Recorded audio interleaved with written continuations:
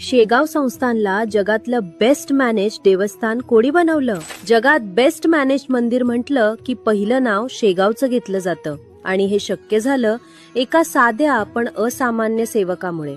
गजानन महाराजांच्या चरणी वयाच्या केवळ 22व्या वर्षी सेवा रुजू केली आणि अखेरच्या श्वासापर्यंत ती सेवा निभावली. तब्बल 60 पेक्षा अधिक वर्ष त्यांनी संस्थानचा कारभार पाहिला, पण कधीही स्वतःला मालक म्हणून मिरवलं नाही. ते आयुष्यभर स्वतःला सेवक म्हणतच राहिले. आज आपण पाहतो तो भव्य आनंद सागर असो किंवा हजारो भक्तांची भूक भागवणारा महाप्रसाद, ही सगळी भाऊंची दूरदृष्टी होती. मोठमोठ्या MBA कॉलेजमध्ये जे व्यवस्थापन शिकवलं जातं ते भाऊंनी शेगावात प्रत्यक्ष करून दाखवलं. राजा असो वा रंक, दर्शनासाठी रांग सर्वांना सारखीच. VIP संस्कृतीला त्यांनी शेगावातून कायमच हद्दपार केलं. संस्थांच्या पैशाचा एकही रुपया त्यांनी कधी स्वतःसाठी वापरला नाही.